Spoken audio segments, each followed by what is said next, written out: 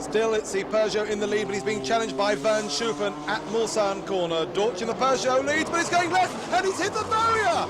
Roger Dortchy, who has led the opening laps of the 1984 Le Mans 24-hour. Lillian Reiner, number 54, doing a three-point turn. Well, here we have a replay. If you can see the screen, you can see. Stepping out, just too much power. They've got 600 plus horsepower.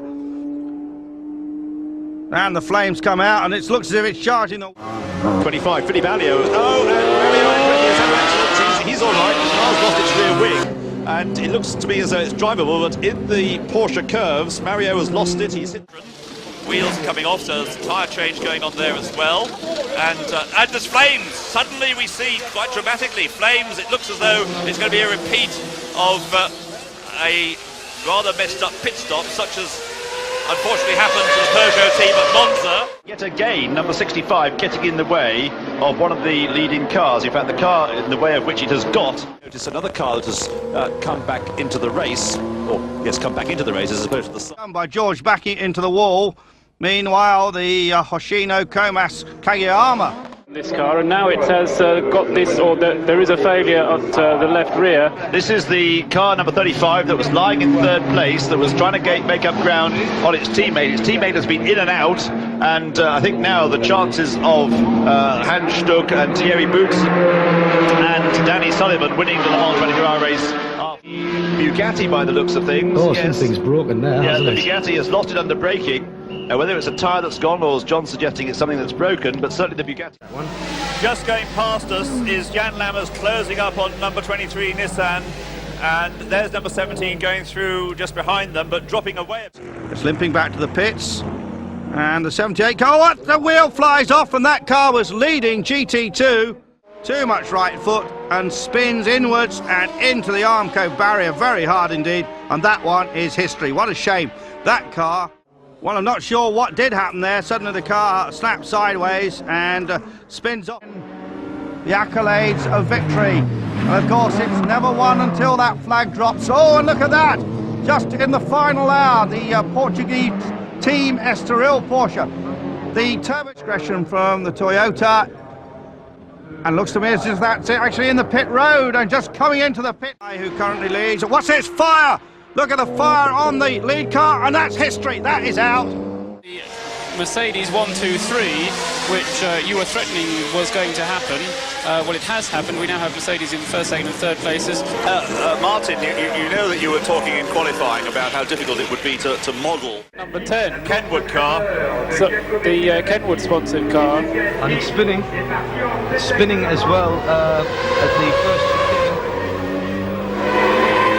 So we'll keep our eyes on that. Circuit for this Porsche. A spin from 65. Out the Jos Porsche. We had another spin from the pilot's Audex Ferrari F40. Baron having a wild old spin here.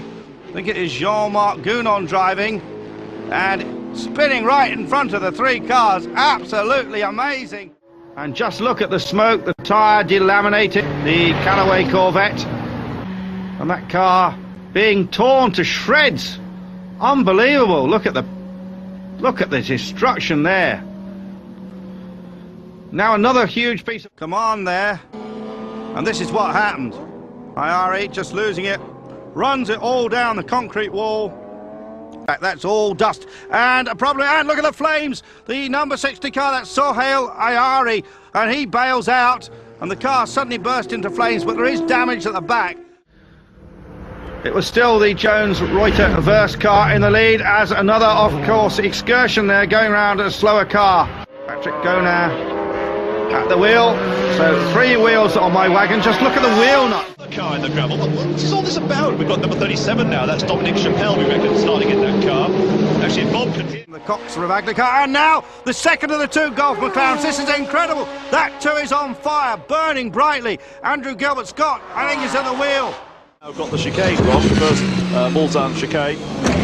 Paul Oyser at the wheel of that car.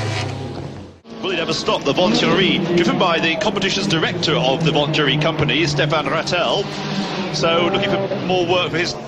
Makes it even more exciting to watch with the number 1 Jaguar leading the way with the number 4 car behind it.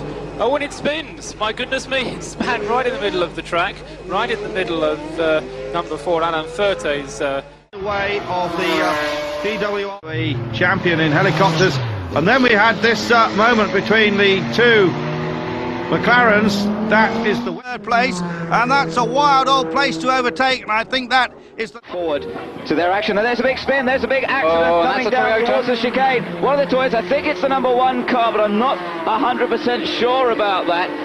I think it was way into the top 10, and then we had this lurid moment and slide from the Dodge Viper. The Toyota lights ablaze. Make sure the slower cars see them. Here we go. Oh my God! Oh my God! The Mercedes has taken off. That's Peter Dumbreck at the wheel of the number 5 Mercedes.